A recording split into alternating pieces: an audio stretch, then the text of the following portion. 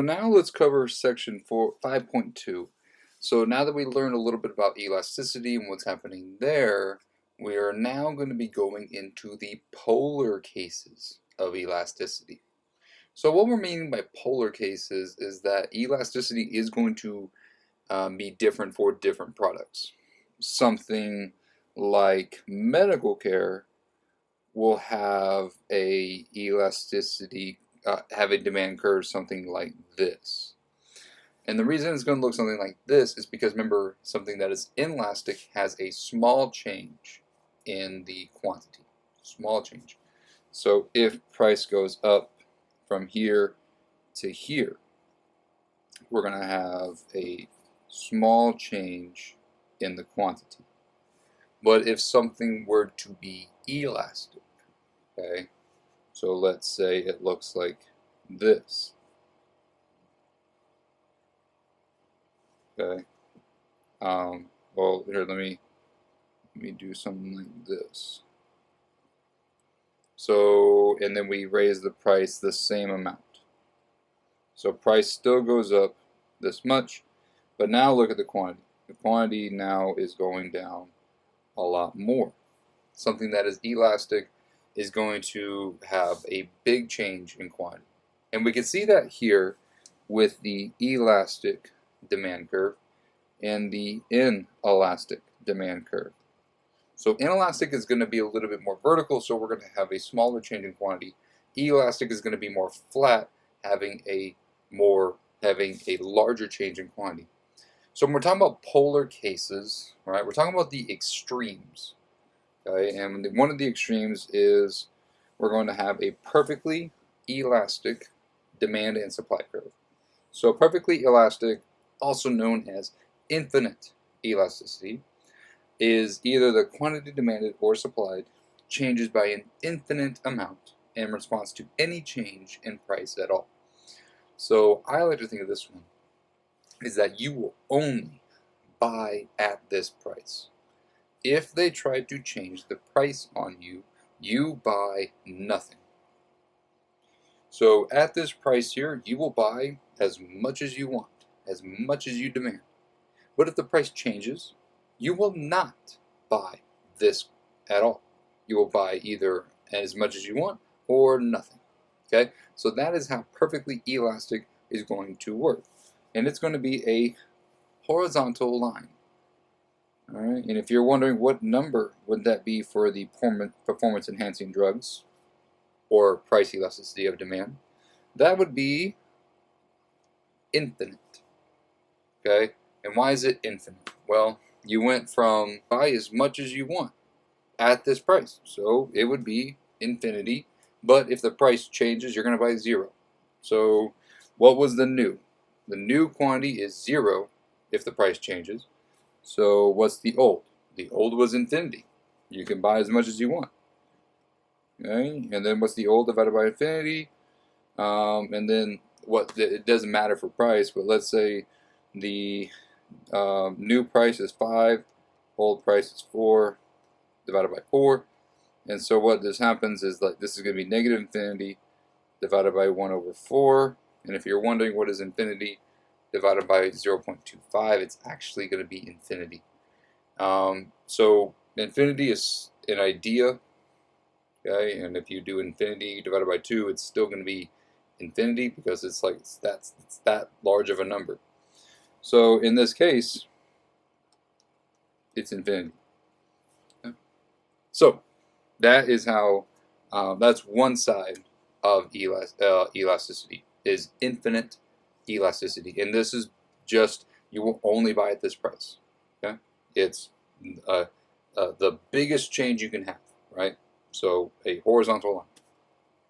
The other side of this, so while perfect elasticity are probably the most unrealistic, there are goods that are more elastic than others. So I mentioned earlier in the last video that something that is like medical care, something that we need, is going to be more inelastic.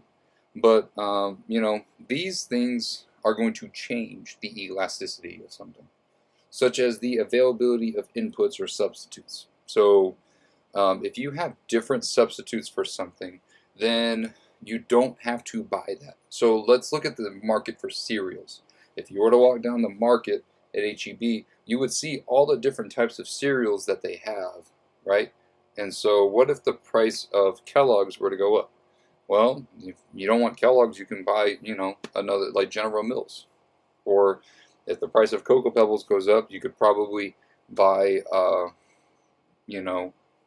what's that one called? Count Chocula. All right. So there's different options that you have. Just because that goes up, you don't have to buy that one. You can buy that one. So what that means is that basically because that price changes, you don't buy that at all. You'd rather buy this one. So because we have more substitutes, you're going to have more elasticity. Okay, so more substitutes, more subs, more elastic.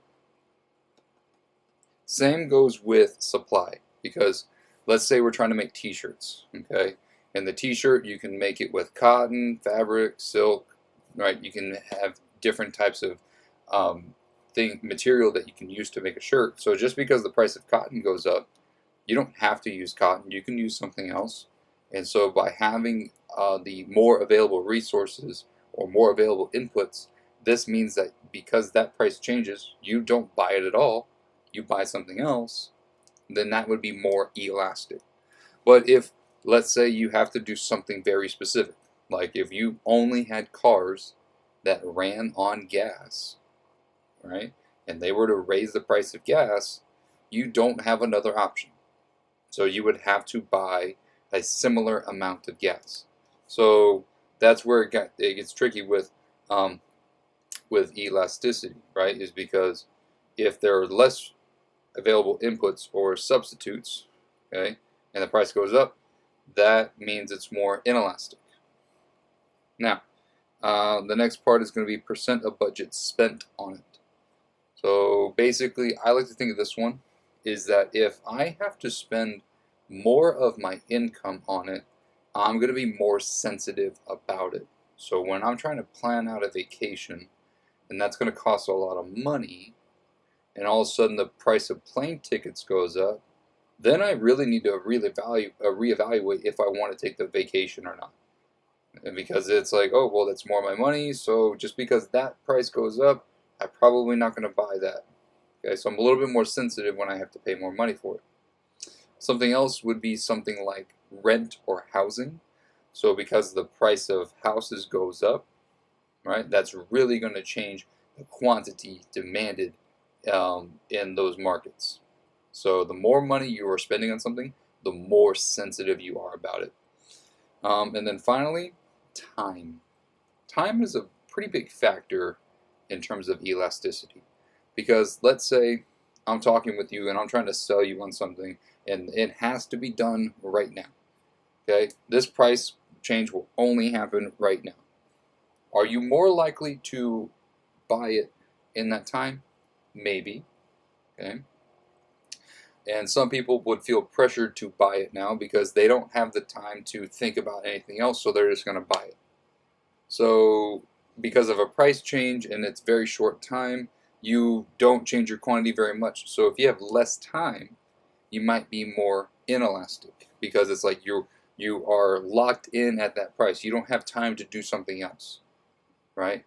Now, if you had time to look at the idea, look at the prices over there, do some research about the different substitutes, and eventually make your decision later on in the week, you have more time, right?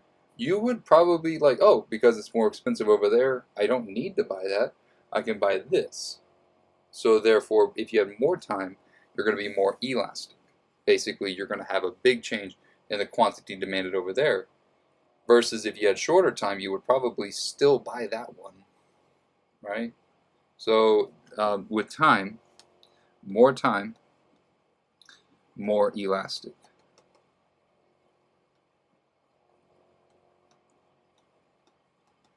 Okay?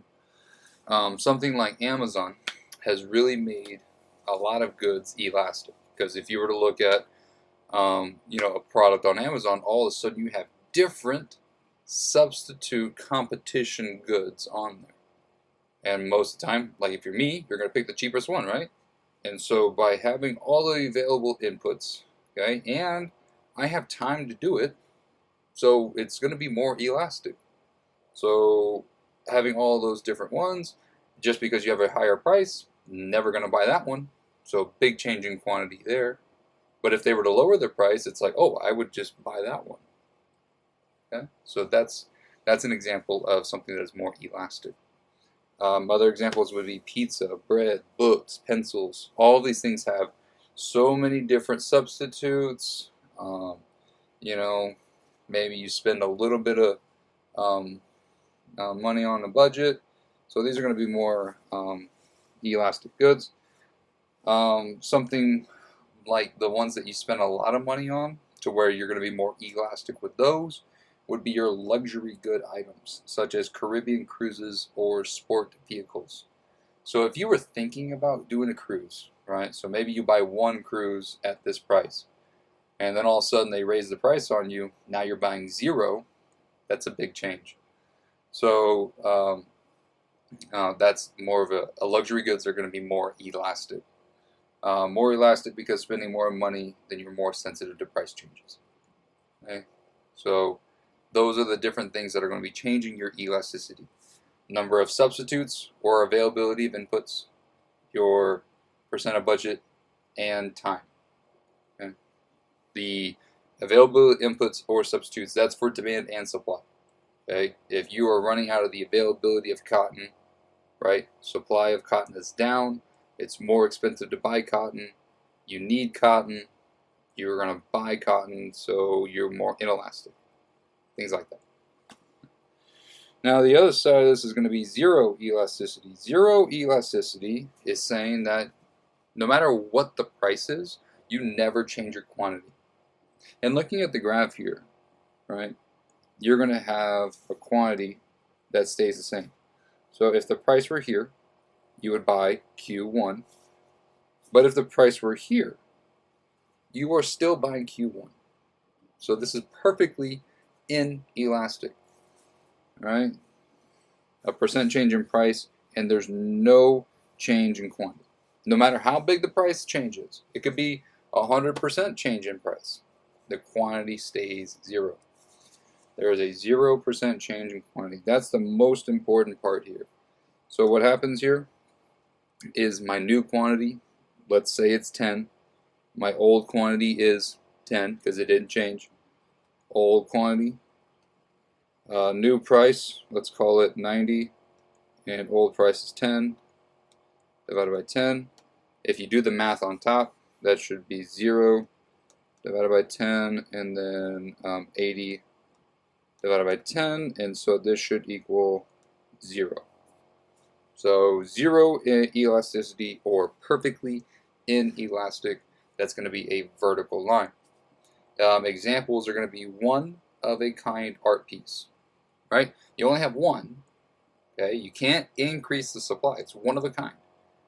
So therefore, the only thing that you can do is just increase the price. Other examples would be goods with limited availability. Okay? So there might be only one hospital in your area. So that's really limiting the amount of availability of substitutes or inputs. So you're kind of stuck with that one hospital. So whatever price they want to do, you're kind of stuck with it. It might not be perfectly inelastic, but it's definitely going to be more elastic. Okay? The next thing we're going to be talking about is unitary elastic. Now, unitary elastic. Remember, unit elastic is equal to 1. Okay? So that means that either a supply or demand curve, a price change of 1% will result in a quantity change of 1%. So they change the same amount. 5%, 5%, 10%, 10%. They change the same amount.